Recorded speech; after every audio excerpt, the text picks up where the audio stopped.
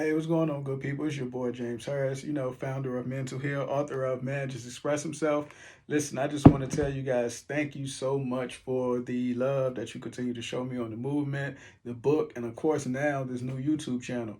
You guys definitely did your thing with liking, sharing, subscribing. Make sure you continue to do that. I definitely appreciate you. I didn't anticipate it to grow as rapidly as it did, but we are here. So, with that being said, I will be introducing a new segment that I'll be interviewing different men throughout the community as well as in different places. And I wanted to do this so you guys can not only just hear my voice and the lessons that I provide for you guys on different knowledge and subject, but I thought it would be an interesting way for other men to tell their story of resilience and their road to their wellness journey.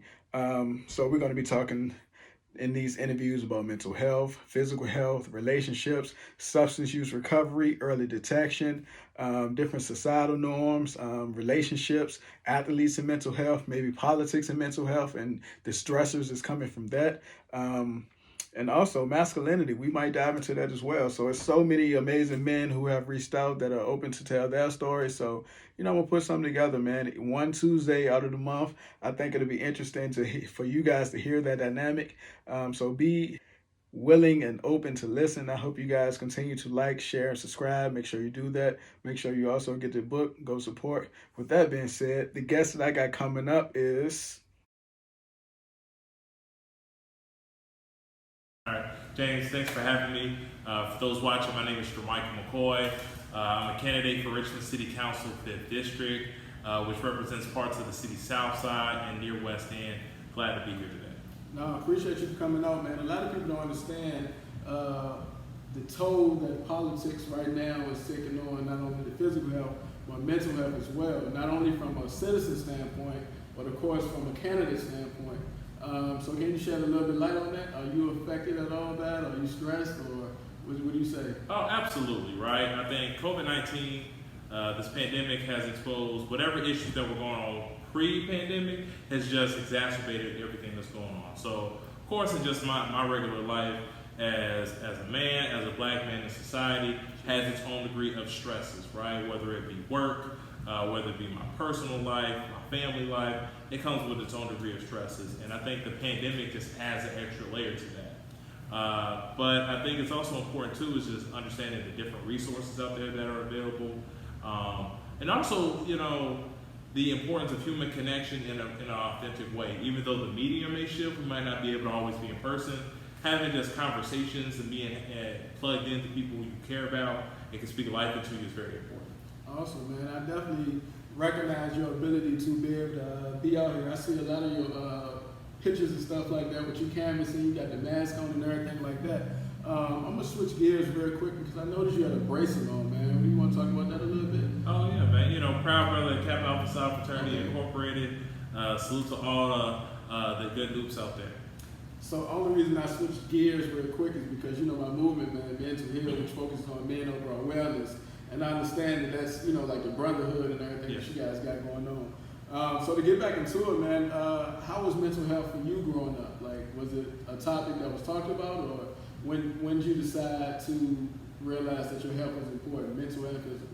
I didn't really necessarily, like a lot of people in our society, but particularly within our community and culture, didn't always have an outlet in terms of mental health. Mm-hmm. I think the way we approach, whether it be substance abuse in our communities, or anxieties or depression, was often looked at from a different viewpoint, right? Like I grew up in a family that had its own issues with substance abuse. My mom's first husband suffered from drug addiction. I've had aunts that suffered from alcoholism.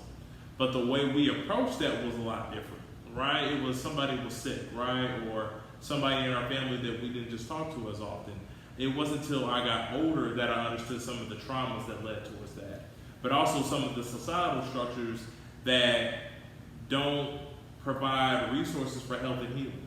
And I think we see that, whereas, when I was coming up, it was the war on drugs here, right? Where it was an increased emphasis on sending people to jail for drug charges, particularly black men. But also now with the opioid crisis, we're starting to see a lot more of an approach towards getting help, rehabilitation.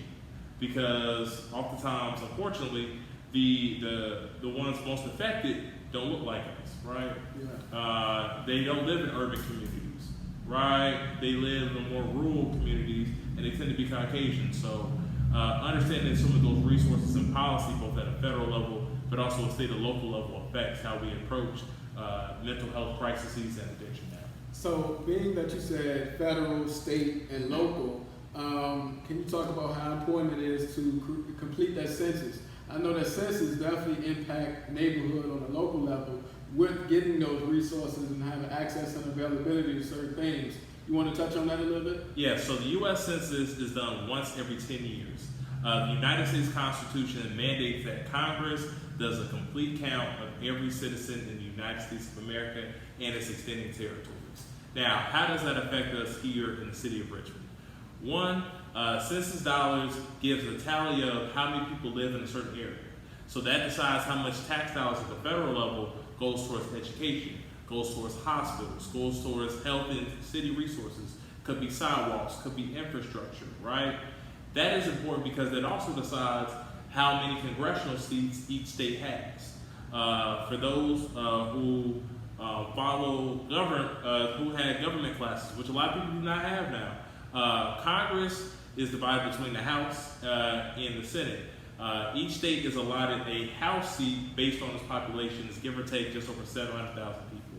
So in Virginia, say for instance that the census shows that we gained an additional million people. That's an additional congressional seat, right? That's an additional representative that we'll have from Virginia to go and advocate on regards to federal funding for and laws for infrastructure, mental health resources, hospitals, access to education as well. So, and you said it was based on 700,000 roughly. Give or take. Yes. So right now, with you canvassing and everything, are people asking you, the citizens in which you're encountering, are they asking you about mental health resources, physical health resources, and stuff like that? Like, what's your spin on that? What's your take?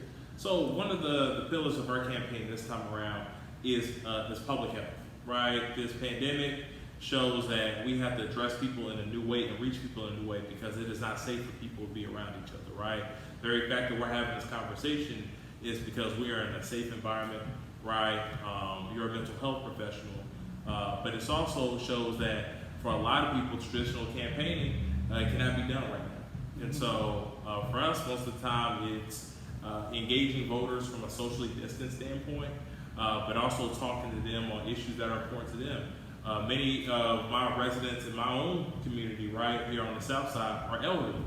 So they can't necessarily be out because they are at an age that they're disproportionately affected from this virus. And so it has definitely shifted how not only we campaign, but also we talk to voters about health, because we have seen that rates of suicide are up, right? Rates of depression is up.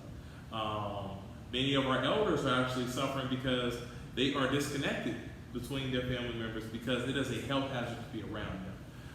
So I'm just, I tell folks, man, always just extend an extra little bit of grace during this period of time because a lot of people are going through it. No, so all of that is definitely important. And you touched on the mental health aspect. You touched on the increase of suicide rate and different things like that.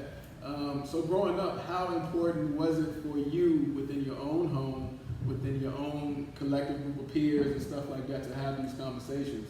Was it taboo like it still primarily is, or were you guys open enough within your circle, even your Capital brothers?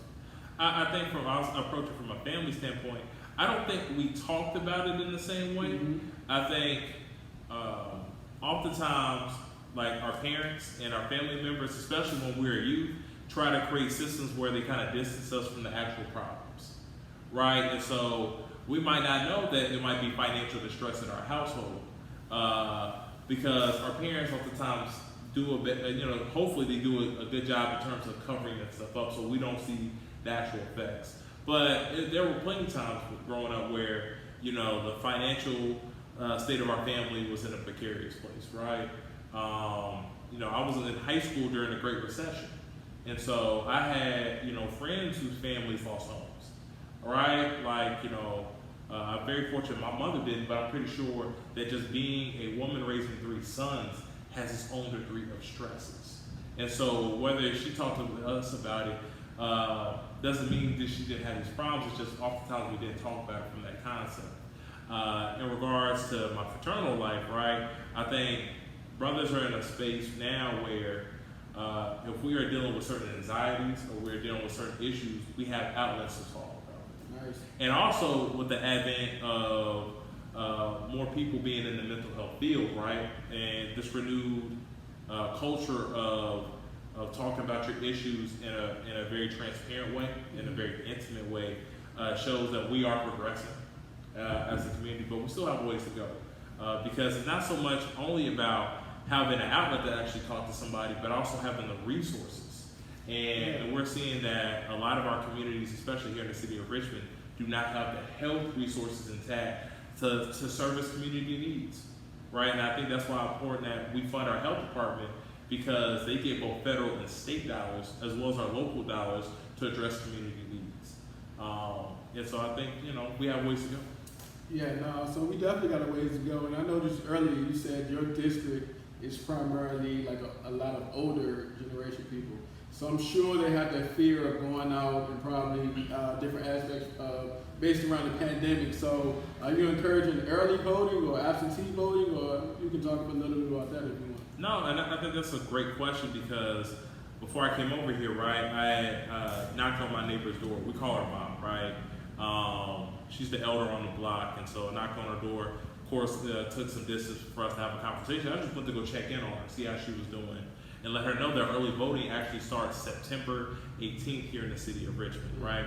And so for the first time in my lifetime, you'll be able to actually cast your vote in person early without an excuse. They call it no excuse absentee. And so you can go to the city's north side, to the Richmond Registrar's new voting center off Laburnum to actually cast your vote in person. For her, just like a lot of our elders in our community, do not trust voting by mail. Even though I believe our registrar in our state is up to the task, it's very new to people, and people don't trust something that is very new oftentimes. And so I encourage her to say, hey, have your grandson, your son, your granddaughter take you across town to go vote early.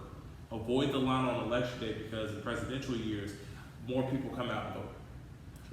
And so that is just my message to everyone. One vote, make an informed vote, but also make it early if you can. If you can, yeah, no, that's important, man. It sounds like you're juggling a lot. How are you finding time for self-care, family, and stuff like that? What are you doing for those things? Yeah, I mean, running a campaign or just, living in this COVID environment, right? A lot is being tugged at you, right? Juggling, working virtually, juggling your social circles, and also your family needs, right? And so for me, I think it's important just to always check in with folks. Like, I pretty much talk to my mother every day. I talk to my grandma a couple, once if not a couple times a week. So having connections to understand what's going on at home is important. For me, I think it's also important too to rest. I think we overlook the value of rest, and I equate that to athletics, right? I'm a big fan of the NBA, big fan of LeBron James. So one thing athletes will tell you is that recovery is such an important role of them performing at their highest level, right? You can't pour from an empty cup.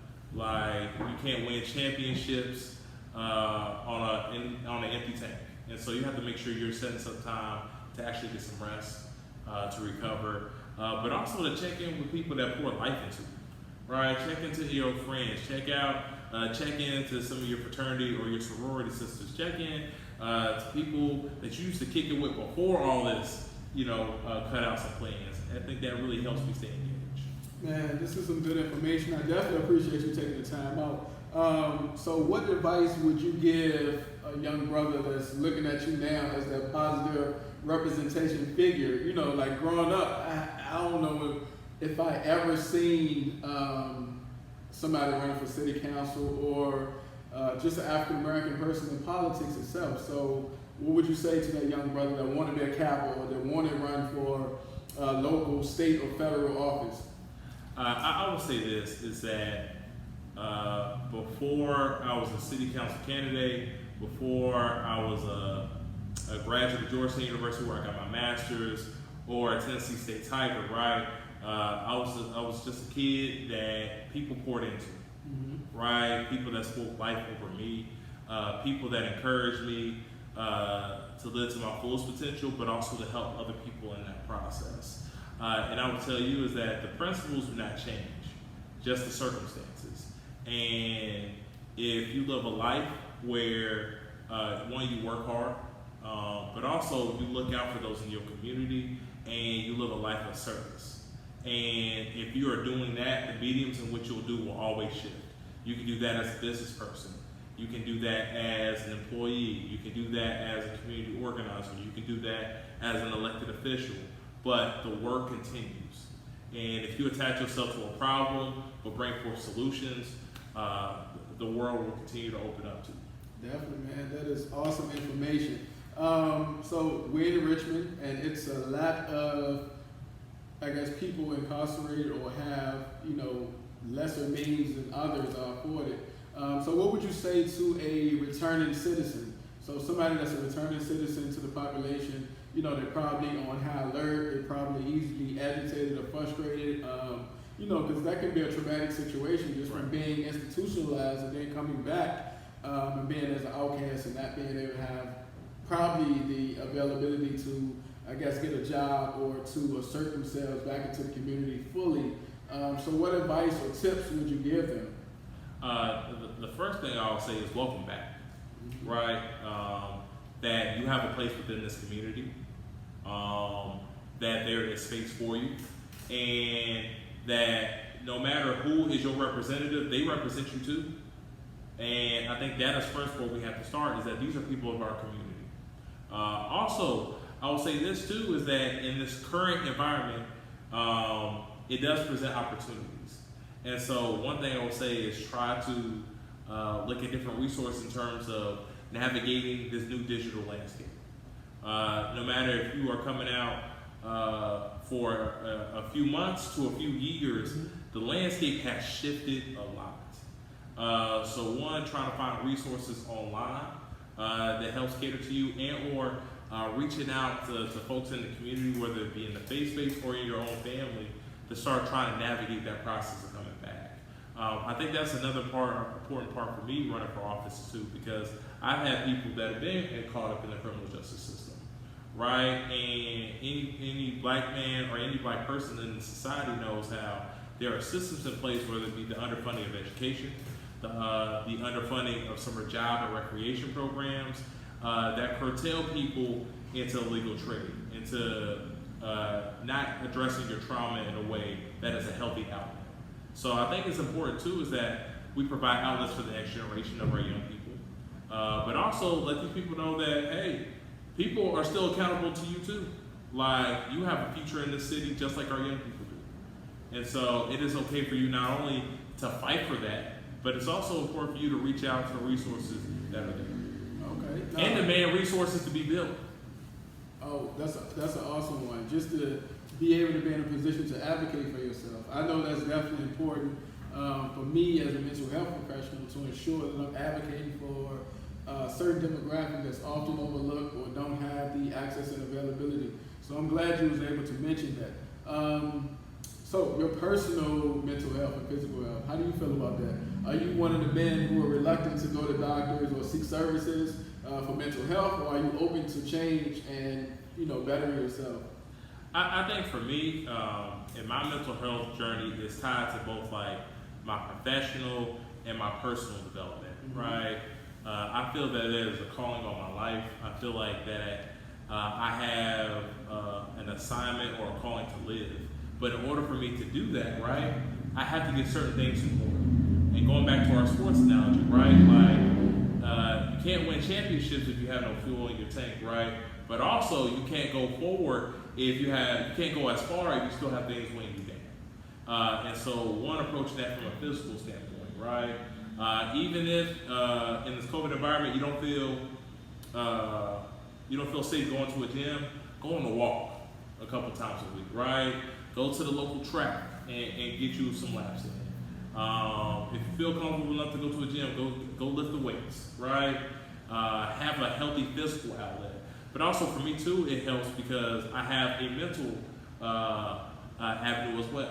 I have a therapist, right? And I think one of the aspects that helped me is that one, having peers in the mental health field, but also going to a doctor, right, who looks like me, who can recommend a therapist. And those resources are important. I think that's an additional note that I would say too, is that understand the resources that you have afforded to, whether that be a family member in a certain field or profession, whether that be someone you went to college with, maybe somebody that you worship with. Leverage your resources. I didn't know my therapist before I started going to them, but I reached out to somebody who probably would, right? And I think that's important for us as a community, as a culture, is to leverage those resources. I think social media has made the world a lot smaller. Even though it has its own degree of negative influences, it still has a pathway to connect whole new groups of people to resources that can really better their lives. And so that's what I would encourage people to do. No, so I mean, in a sense, though, community is networking. Community is, utilizing different people's strengths of that community that have certain access to different things in order to move the whole agenda forward. So I guess that's a good thing, man. But definitely appreciate you for taking the time out, man. Is there anything additional you want the people to know about early voting, about just local, state, federal politics, about you, different things that you got coming up, or anything like that? Yes, the first thing I would say is that go on, if you're watching this for Virginia, go to the Board of Elections website. Make sure you check your voter registration status. Before you go vote, have a plan, right? If you are planning to vote early, look up all the candidates on your ballot, whether they run for president, senate, all the way down to school board. They have a website, right? Go through and look at their campaign proposals. If you have questions, email them. I'm telling you, in this COVID-19 culture, people are responding to their emails. So shoot them a quick email saying, I got some questions, could we jump on a call? I'm telling you, they will not deny your call, right? Unless you're probably, reaching out to some of the presidential candidates. But at the local level, telling you, they will respond to your message. They really want your support. That's one thing I would say. In addition to that, make sure you're just taking care of yourself. I'm telling folks, vote early, skip the lines on election day. Presidential elections tend to bring out more people. This year is a heightened sense of problems, whether it be at the presidential level, but also with COVID-19. And so just, like I said, be safe, vote early, skip the line. As well for me in my campaign, if you are moved by this message, if you want to get more engaged in a virtual or in a safe in-person standpoint, you can go to my website, which is McCoyforRVA.com, McCoyforRVA.com, to learn more about our race. Also, election day is November 3rd, Tuesday, November 3rd, 2020. So get out, make your voice heard. Yeah, so I'll definitely put your information at the end of this video, so in case somebody want to reach out to you directly or donate to the campaign or just get insight from you. So just to clarify though, for the people who don't know, you're running for city council. Correct, I'm running for Richmond City Council. Okay. I'm running for Richmond City Council, 5th District. It's the central ward here in the city of Richmond.